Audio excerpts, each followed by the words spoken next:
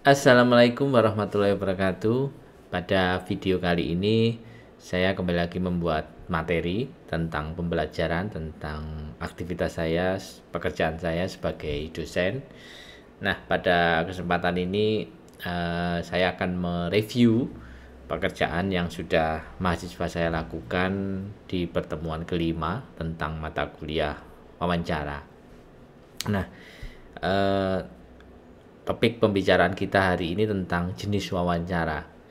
Mungkin perlu semuanya ketahui bahwa wawancara itu memiliki jenis-jenis yang banyak ya, memiliki tipe wawancara yang banyak.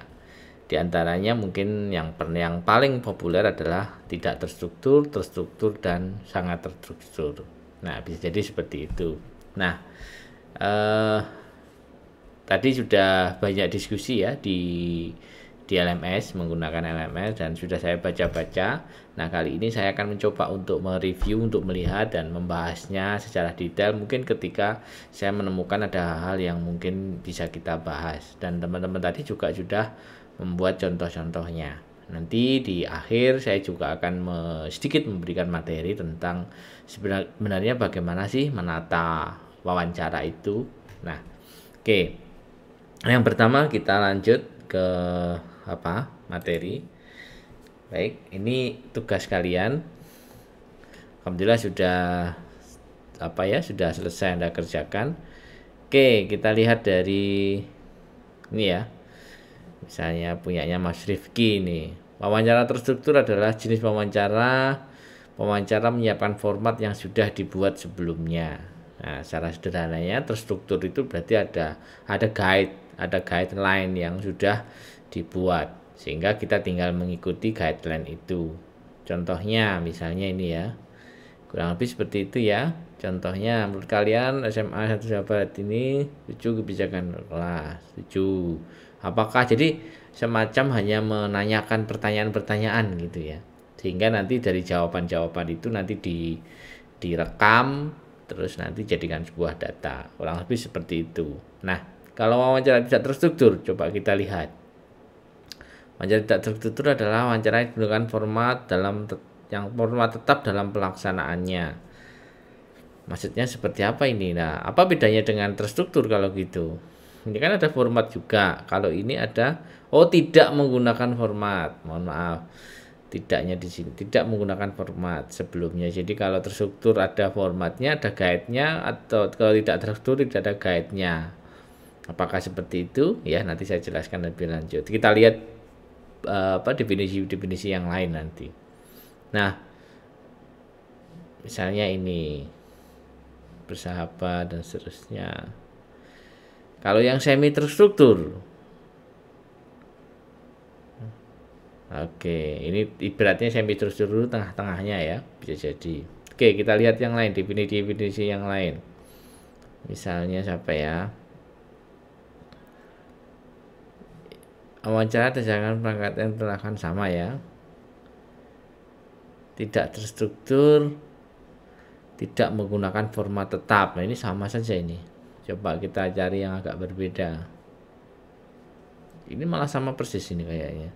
Terus itu adalah wawancara yang disusun pertanyaan yang sudah disiapkan sebelumnya. Itu terstruktur. Yang tidak terstruktur tergantung pada suasana wawancara. Maksudnya seperti apa ini ya? Siapa? Hana ini. Tergantung suasana wawancara. Suasana itu topik ya maksudnya ya. Topik wawancara jadi topiknya apa. Nah, tergantung nanti dari topiknya bukan suasana. Suasana itu kan perasaan ya. Masa tergantung perasaan wawancara kan ya nggak nyambung. Nah, ini perlu di cross check nanti. Semi terstruktur Ari Kunto menanyakan pertanyaan tertentu sehingga oke ini hanya teknis saja ya berarti ya. Baik, berikutnya interview mengajukan serangkaian pertanyaan standar sebelumnya di dalam urutan tertentu terstruktur biasanya digunakan dalam penelitian survei ya benar ini si Rizky ya. Nah, si Rizky ini sedikit menyinggung ya materi saya. Sebenarnya saya mau nyinggung-nyinggung ini nanti. Nah, tapi nggak apa-apa sudah terungkap di sini.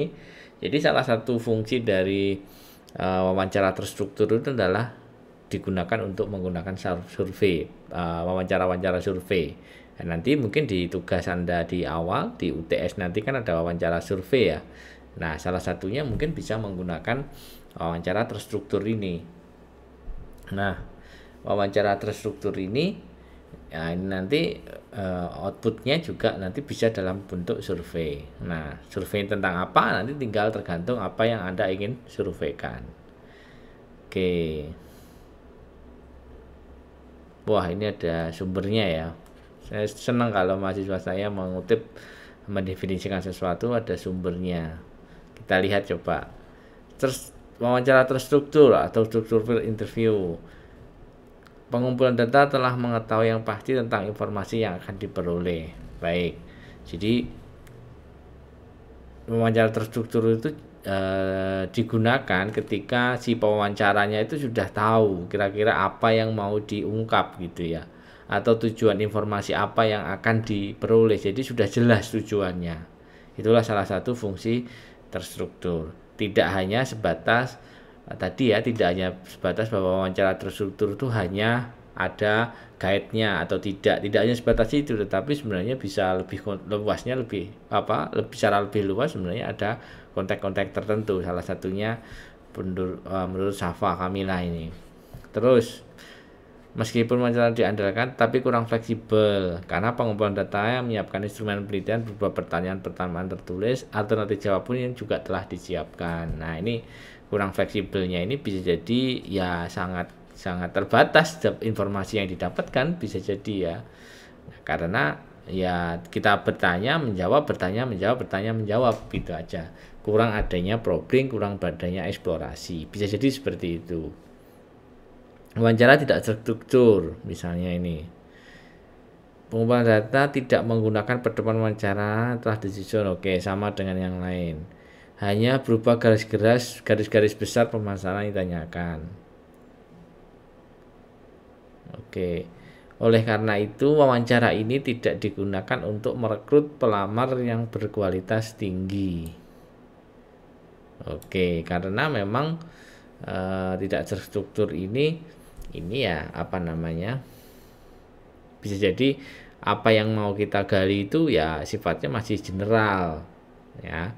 Bisa jadi kalau konteks definisinya siapa ini tadi, si Safa ini bisa jadi unstruktur di sini adalah misalnya digunakan untuk perekrutan yang sifatnya hanya untuk screening, misalnya screening awal saja gitu. Itu sangat memungkinkan sekali kita menggunakan pertanyaan-pertanyaan yang tidak terstruktur. Jadi tidak ada guideline yang jelas, yang pasti gitu ya. Nah, kalau semi terstruktur bagaimana gitu ya? Lebih terbuka dan dengan pertanyaan terbuka, atau bisa dikatakan jadi gabungan sebenarnya. Semi terstruktur itu kolaborasi, bisa jadi ya, kolaborasi antara terstruktur dan tidak terstruktur, yaitu pada akhirnya gabungan ini akan mendapatkan wawancara yang lebih mendalam. Nah, ini nanti yang bisa digambarkan. Terus wawancara terstruktur,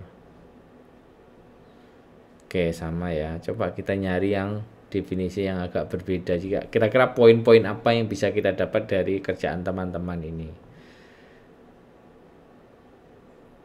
Oke, menentukan guideline sebelumnya sudah ya. Bebas ketimbang wawancara terstruktur. Tapi perlu dipahami ya, bebas ini tidak terus enaknya sendiri ya. Kalau bebas saja kan ya tidak jadi wawancara, nanti bisa dia hanya ngobrol kan gitu. Kemarin sudah di awal-awal kuliah sudah saya sampaikan bahwa wawancara itu tidak hanya sekedar ngobrol, tetapi ngobrol yang bertujuan. Bebasnya pun juga bebas harus bertujuan. Bebasnya itu harus ada batasan-batasannya yang harus dipahami. Itu yang perlu dipahami. Tidak sebebas-bebasnya, intinya tidak sebebas-bebasnya gitu ya. Oke, kita cari lagi definisi-definisi yang lain.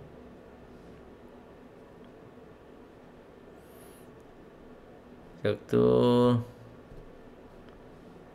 Baik.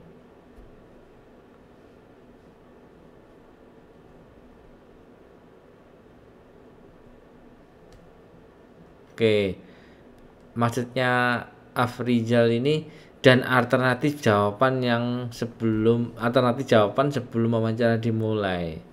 Maksudnya seperti apa? Atau mungkin ada penilaiannya gitu ya, bisa jadi ya.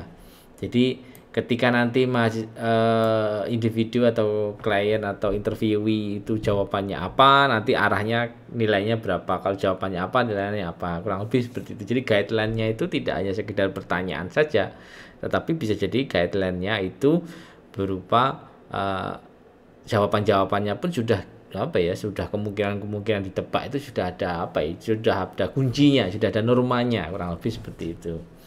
Nah, yang lain wawancara, coba kita lihat definisi lain. Saya nggak satu persatu ya, karena ini sangat banyak sekali, ada 100 mahasiswa saya 2 kelas ini nanti, biar saya cari sekilas-sekilas saja yang sekiranya menarik untuk kita bahas malam ini. Oke, dalam bentuk terstandarisasi. Nah, ini perlu dibawahi terstandarisasi. Tentunya semua itu pasti ada standarnya. Setiap individu bahkan setiap perusahaan itu memiliki standar yang berbeda-beda di setiap apa menjalankan proses asesmen. Itu perlu dipahami gitu ya. Oke, baik, kita lanjut. Oke, wawancara terstruktur mulai ini. Nah, agak beda ini. Siapa ini? Sofiana. Memperhatikan unsur 5W1H, di mana seperangkat pertanyaan telah ditentukan oleh disiapkan oleh pewawancara sebelumnya. Tapi menggunakan prinsip-prinsip ini ya. Oke. Loh, ini sama ini, ngikuti atasnya.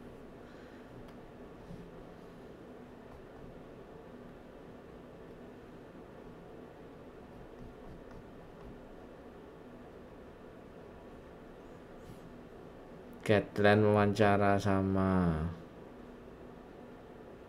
Oke, ini bahasa yang lain. Wawancara terkendali. Nah, suatu sistem atau daftar pertanyaan yang ditetapkan sebelumnya. Oke. Jadi artinya terkendali ini seorang pewawancara ketika menggunakan wawancara terstruktur itu benar-benar leading gitu, benar-benar memimpin gitu ya, benar-benar memimpin arah pembicaraan itu. Jadi keluar ditanya apa, jawabannya juga harus sesuai dengan pertanyaannya. Penilaiannya itu di situ. Kalau jawabannya A, kok jawabannya jauh dari A, ya sebenarnya berarti pemahaman individu itu kurang baik atau individu kurang menguasai dalam hal itu. Itu yang perlu dipahami. Yang dimaksud terkendali itu di situ. Jadi memimpin, mengarahkan sesuatu hal sesuai dengan apa yang ingin dicapai dalam asesmen menggunakan wawancara itu. Baik. Oke, kurang lebih seperti ini kelas H ya, ini ya. Ini kelas H. Tetap sama.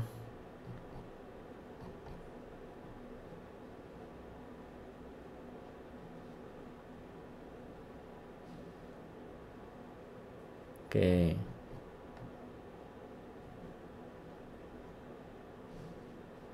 Ya.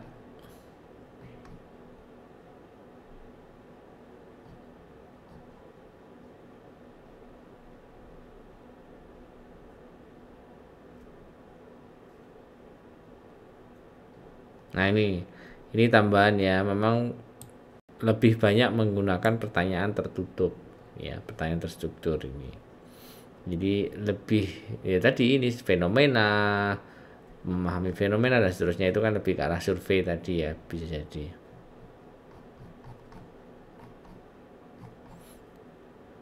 Oke, secara umum seperti itu, hampir sama semua jawaban. Mari kita lihat untuk kelas I sekarang. Ini kelas I.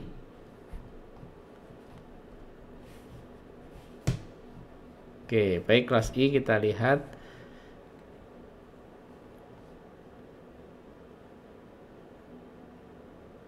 Oke, sama ya, kurang lebih.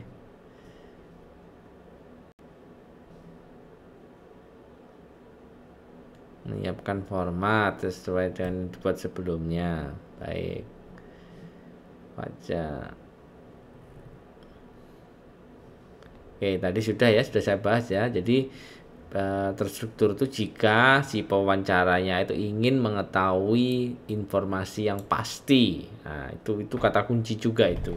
Selain guideline tadi, selain guide interview tadi, tetapi juga ada tujuan yang jelas atau tujuan yang spesifik. Itu salah satu wawancara terstruktur ini. Wawancara tidak terstruktur, pokok-pokok pertanyaan yang dibacakan secara spontan. Jadi kalau tidak terstruktur itu capaiannya itu bisa jadi secara general saja, tidak spesifik, tidak tidak detail gitu ya. Misalnya hanya untuk melihat pemahaman orang, tapi kita tidak secara spesifik pemahaman itu dalam bentuk apa, konkretnya itu tidak seperti itu. Kalau terstruktur itu bisa jadi konkretnya sangat jelas sekali. Oke. Terstruktur, baik, standar ingin digali. Oke,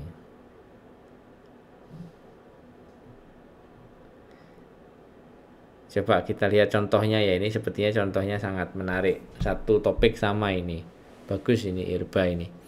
Baik, coba kita lihat perbedaannya kalau kita membaca contohnya ini. Sudah mewakili belum? Nah, coba kita analisa bareng-bareng. Wawancara terstruktur ya ini. Apakah Anda mengetahui tes IQ? Oke, tahu. Saya pernah melakukan saat SMA. Menurut Anda, apakah orang sekitar Anda mengetahui? Nah, tes IQ tidak, mereka oke. Apakah tes IQ selesai? Menurut Anda, apakah perlu dengan IQ? Ya, karena ini. Apakah Anda setuju? Tidak, khawatir. Oke, selesai. Sedangkan yang semi terstruktur, apakah Anda tes IQ? Tahu. Bagaimana pendapat Anda tentang tes IQ? Saya kurang setuju. Mengapa Anda kurang setuju? Nah, ini menjadi berbeda. Bagus ini. Nah, inilah yang menjadi berbeda. Jadi di dalam semi terstruktur itu ada sedikit proses probing gitu ya. Ada sedikit proses menanyakan kembali dari jawaban yang disampaikan oleh interviewee, oleh klien. Nah, itulah bedanya terstruktur dengan tidak semi terstruktur ini ya. Ini semi terstruktur. Nah, ini tadi kan ketika dia jawabannya apa ya sudah, si interviewee itu menerima saja, ya udah diterima begitu saja. Tetapi kalau semi dengan kita menggunakan semi terstruktur, ada hal-hal yang menarik dari jawaban klien, ya kita ungkap lebih dalam. Nah, itulah konteks perbedaannya terstruktur dan semi terstruktur. Nah, sekarang kita lihat yang tidak terstruktur kayak apa ini contohnya. Halo, kamu mahasiswa jurusan psikologi ya? Semester berapa? Ya, betul Kak, semester 2. Menurut kamu apakah sulit? Ada, terutama mata kuliah psikologi. Kenapa merasa sulit? Nah, oke, ini sudah mulai mengalir kan ya. Sudah ketemu ini. Konteksnya ditamanya biopsikologi. Ini mengalir ini, artinya pertanyaannya itu ngikuti dari jawaban seperti semi terstruktur tadi. Oke, coba kita lihat. Kenapa sulit psikologi? Saya tidak suka pelajaran biologi dan juga banyak materi-materi yang saya tidak bisa pahami. Materi apa kira-kira? Nah, ini yang membedakan terstruktur dan semi terstruktur, tidak terstruktur dan semi terstruktur tadi. Kalau tidak terstruktur artinya ya ibaratnya itu guide-nya itu mengikuti dari jawaban klien. Nah, begitu. Jadi klien itu mengarahkan kemana kita ngikuti, dan ya tapi tetap sesekali kita, selama itu penting, selama itu bagus untuk kita ungkap, kita akan ngikuti terus gitu. Seperti ini. Jadi contohnya siapa? Irba ini. Jadi kalau pertama tadi tanya masalah kesulitan apa di kuliah, biopsikologi. Nah, setelah itu dikejar terus. Sebenarnya apa sih yang menjadi sulit di biopsikologi itu? Nah, dikejar, udah dapat informasi itu. Selain memang di individu ini nggak suka, selain itu juga banyak materi yang nggak paham karena mungkin bahasanya terlalu sulit karena mempelajari fisik manusia bisa jadi. Nah, terus dikejar lagi materi yang tidak bisa, harus dikejar lagi materi apa yang tidak bisa. Nah, ini dijelaskan lagi, dapat informasi baru lagi tentang anatomi otak, cara kerja sistem otak, dan seterusnya. Oke, tiba-tiba ini spesifiknya bagaimana. Nah, ini sudah ditutup dengan pertanyaan tertutup lagi. Di bagian mana pertanyaan? Nah, ini sebagai contoh ya, bagus ini contohnya. Siapa? Irba Halisa Amali. Baik. Nah, ini ada contoh yang detail lagi nih kayaknya. Nah, ini bagus, ini kita buka lagi coba. Sekarang yang terstruktur. Kita fokus ke ini karena definisinya tadi sepertinya sudah banyak ya. Oke, kita fokus ke sini. Nah, wawancara terstruktur. Narasumber. Selamat P itu oke, P penanya, narasumber. Selamat pagi. Ya, selamat pagi. Apakah Anda setuju dengan dilaksanakan pembelajaran daring ini? Kalau menurut saya setuju saja. Menurut Anda apakah pembelajaran daring itu efektif? Tidak, lebih nyaman sekolah. Apakah Anda mengalami prestasi daring? Iya. Oke, ini terstruktur. Artinya tidak ada probing sama sekali. Bisa dipahami ya, tidak ada probing sekali. Jadi hanya bertanya, jawab, bertanya, jawab, bertanya, jawab, bertanya, jawab. Pak, nanti kalau nggak dapat informasi lengkap bagaimana? Tinggal tergantung pertanyaannya.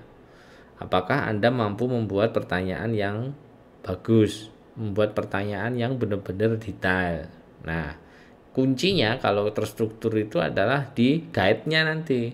Guide-nya dan apakah Anda mampu mengarahkan guide itu atau menggunakan guide itu secara optimal. Nah, itu yang perlu dipahami. Itulah terstruktur. Nah, sekarang yang semi terstruktur. Pada contoh ini, wow panjang ini. Selamat pagi. Apakah ini beda konteks ya kayaknya ya? Apakah pengguna cadar di lingkungan Anda? Jawab santai saja ya. Baik, saya akan menjawab semampu saya. Sejak kapan Anda menggunakan cadar? Saya belum lama sih, sekitar 5 tahun yang lalu. Menurutmu bagaimana pengetahuan dan cadar itu? Gini set gitu ya. Oh iya, apalagi kalau tinggal pasti malah sedikit kali. Iya kak, awalnya. Oke.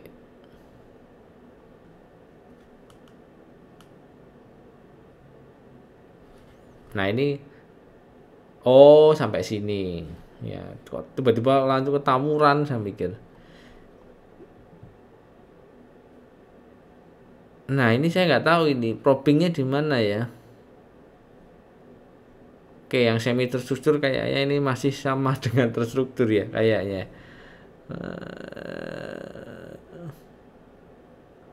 Iya, nggak ada probingnya sama sekali. Nah ini apa bedanya dengan terstruktur kalau gitu?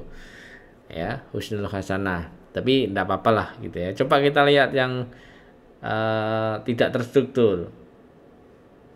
Wah, boleh Kak, ini tentang tawuran. Apakah Anda tahu tawuran itu terjadi? Oh iya, baik. Mari coba kita cari probingnya.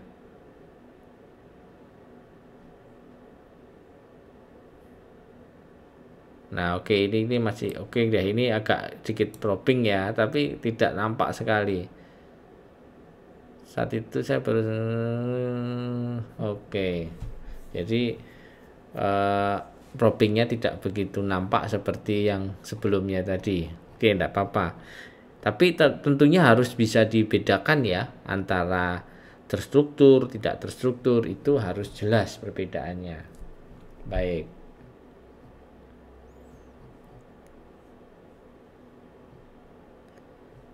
Oke.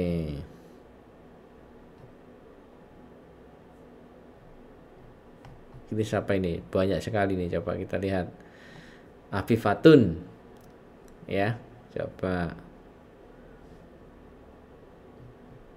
Kita lihat contohnya dulu.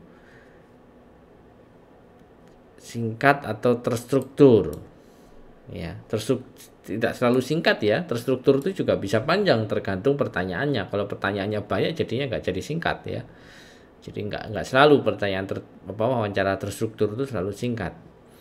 Halo, apa kabar? Gini. Halo Danu, saya silakan. Sejak kapan sudah berdiri? Saya ini. Berapa modal? Ini. Berapa keuntungan? Ini. usaha ini karena ini, bagaimana cara pemasarannya ini, terus gitu ya. Nah inilah contoh yang menurut saya juga lumayan bagus ya, detail gitu ya, panjang sekali. Makasih, oke. Ya, itulah terstruktur. Sekarang kita lihat yang semi terstruktur. Selamat pagi Bapak, waktunya. Selamat pagi Mbak Nanda. Saya ingin mengajukan ini tersebut. Kegiatannya bagaimana ketersediaan nih? Apa?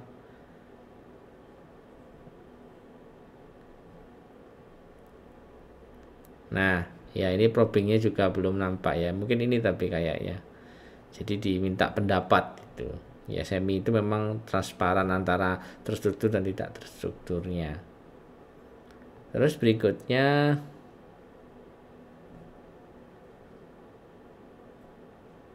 oke, apakah ini, oke, rasa cukup ya.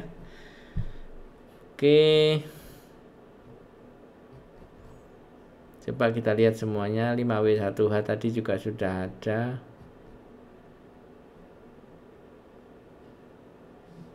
Panduan pokok-pokok masalah yang diteliti tadi sudah ya, sebagai ciri khasnya.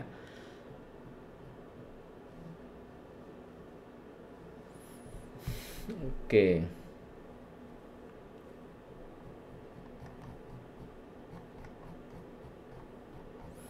Oke, saya rasa cukup ya. Saya rasa sudah bagus-bagus. Teman-teman sudah bisa membuat guideline-guideline yang secara singkat. Semoga nanti setelah ini teman-teman sudah mulai masuk ke praktek, sudah mulai masuk menyusun yang real sungguhan. Ini kemarin kan saya ajari seperti ini untuk mencoba Anda coba membuat seperti apa. Apakah Anda sudah bisa? Ternyata sudah banyak yang bisa gitu ya. Dan saya semoga ini benar-benar ini ya, semoga ini benar-benar Anda meng-create sendiri gitu ya, bukan copy paste dari Google atau dari manapun. Tapi saya lihat sepertinya sudah bahasa-bahasa yang, tapi walaupun ada sih sepertinya kayaknya yang copy paste itu ya. Oke, sudah sangat bagus, udah banyak sekali kelas ini ya, detail sekali di contoh-contohnya, sepertinya sudah sangat detail. Oke, nah sekarang saya akan membahas tentang sebenarnya bagaimana sih menata wawancara itu gitu ya. Jadi Pak tadi kan terstruktur, tidak terstruktur. Lah itu bagaimana Pak penggunaannya? Kapan menggunakan terstruktur, kapan menggunakan tidak terstruktur, dan semi terstruktur, dan seterusnya. Nah, kalau kapannya itu adalah seni ya sebenarnya. Seni dan tujuan wawancaranya nanti untuk apa. Tidak mungkin kalau Anda misalnya menggunakan tujuan utamanya adalah wawancara survei, tapi Anda menggunakan wawancara terbuka, ya pasti ya bisa, tapi kan pasti butuh waktu yang sangat lama gitu ya. Nah, itu yang perlu dipahami, tergantung pada tujuannya. Oke, kalau di dalam bukunya siapa itu Stewart itu yang sudah pernah saya share itu, di buku itu ada 4 ya, ada 4 yang jenis wawancara itu ada 4. Tadi yang teman-teman sudah buat kan ada 3 ya, terstruktur, semi terstruktur, dan dan terstruktur. Nah, kalau di Stewart ini ada yang sangat terstruktur dan terstandar gitu ya. Intinya sangat-sangat terstruktur lah gitu ya. Kalau sudah sangat terstruktur, ada yang sangat terstruktur lagi. Nah, seperti apa itu? Kalau yang sangat terstruktur ini sudah bisa jadi sudah sangat detail sekali, bahkan kira ya tadi seperti yang ditulis teman-teman tadi. Jadi jawabannya itu juga bisa jadi menjadi penilaian tersendiri. Nah, bahkan setiap apa ya? Ini biasanya digunakan untuk wawancara-wawancara perilaku. Nah, wawancara perilaku itu benar-benar apa ya? Kita benar-benar melakukan asesmen berdasarkan benar-benar apa yang dia lakukan, real gitu ya. Dan itu ada guideline-nya, mulai dari bagaimana perencanaannya, bagaimana apa yang dia lakukan, bagaimana evaluasinya, bagaimana hasilnya. Nanti akan saya jelaskan singkat saya di setelah UTS akan membahas ini kita. Itulah yang sangat terstruktur dan terstandar. Jadi benar-benar detail sekali dalam hal perencanaan di wawancara itu.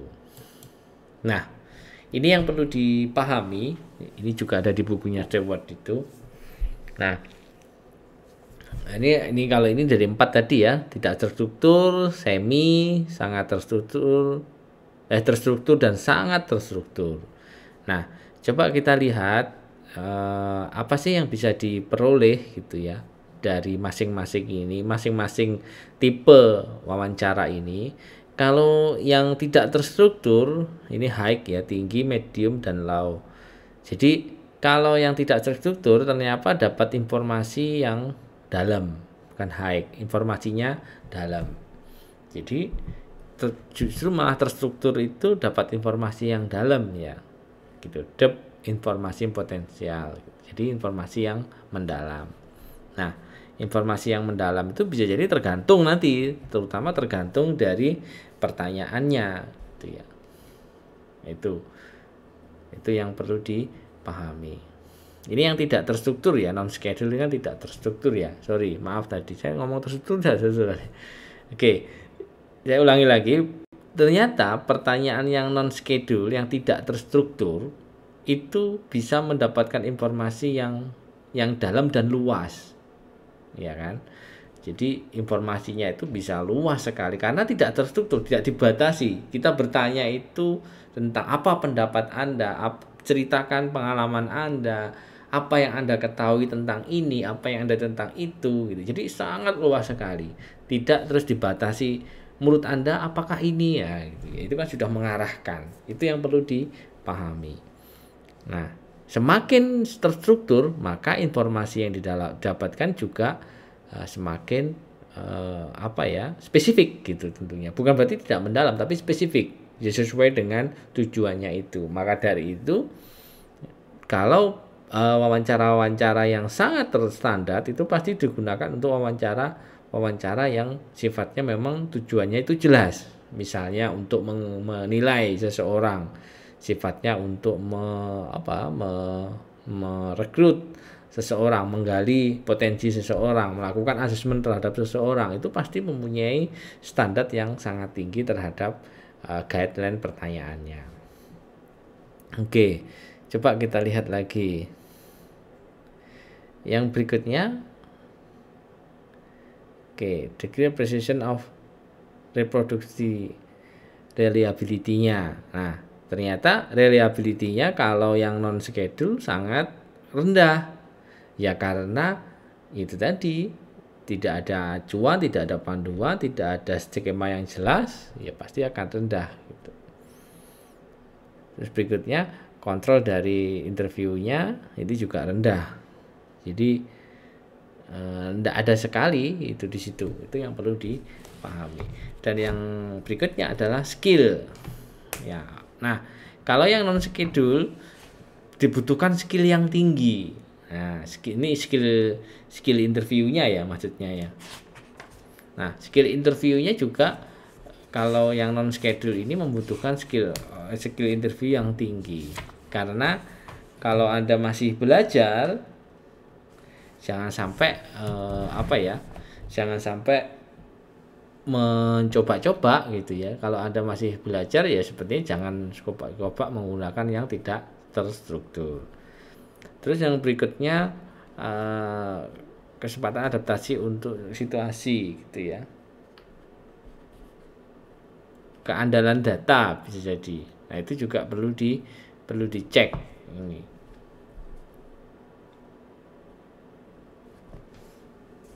Oke. Ini yang perlu dipahami nanti. Oke, sebentar.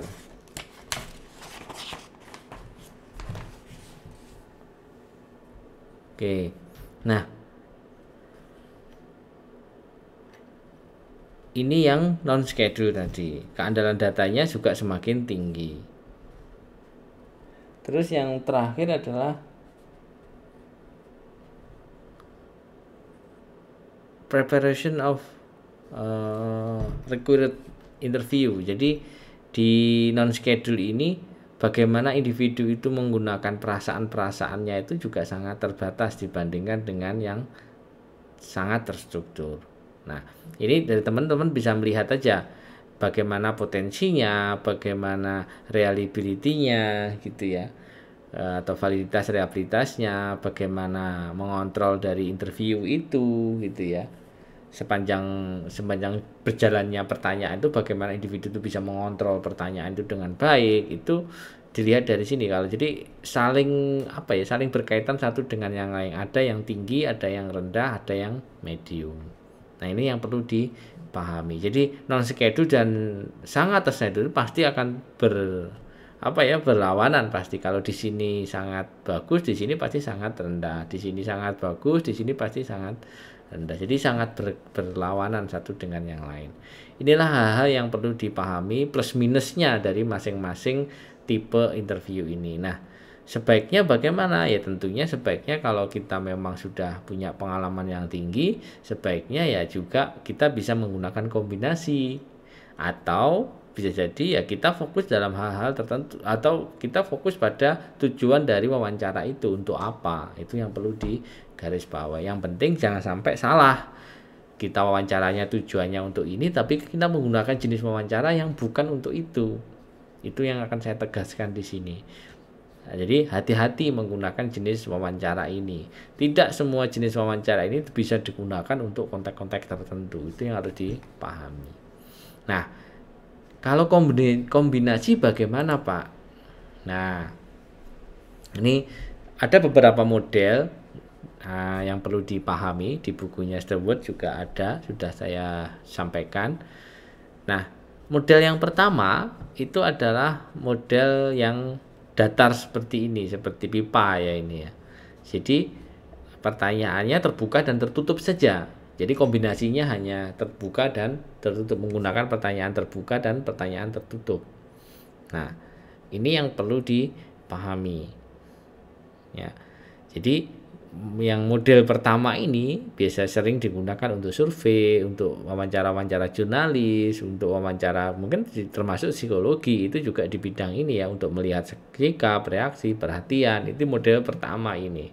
Jadi pertanyaannya itu flat terus, pertanyaan terbuka, tertutup, flat terus gitu ya, seperti itu. Jadi tidak ada jenis-jenis yang lain. Jadi terstruktur, tidak terstruktur, hanya sebatas itu terus flat gitu. Nah, itu diri yang pertama ini. Jadi figur model yang pertama. Sedangkan model yang kedua itu adalah menggunakan pertanyaan terbuka dulu, setelah itu tertutup. Jadi ibaratnya tadi semi terstruktur, tidak terstruktur dulu, kita tanya yang secara umum dulu, setelah itu baru terstruktur gitu ya, pertanyaan yang kerucut pada suatu hal. Inilah model yang pertanyaan model seperti ini. Nah, ini biasanya baik digunakan untuk responden yang kooperatif dan komunikatif. Misalnya responden yang yang humble lah gitu ya, yang mudah beradaptasi, sebenarnya cocok pakai menggunakan ini. Karena kalau tidak dikerucutkan nanti bisa melebar. Kalau kita menggunakan terbuka terus, nanti karena orangnya itu pinter ngomong gitu ya, kalau tidak dikerucutkan untuk dengan tidak begitu diarahkan, tidak segera diarahkan pada topik-topik tertentu dengan sesuai dengan tujuan wawancara, ya nanti bisa jadi akan hilang gitu ya, datanya akan hilang. Jadi bisa jadi kita tertumpuk dengan data-data yang sangat luas itu tadi, dan kita akan bingung dengan apa yang kita lakukan, akan bingung dengan tujuan dari wawancara itu sendiri, bisa jadi.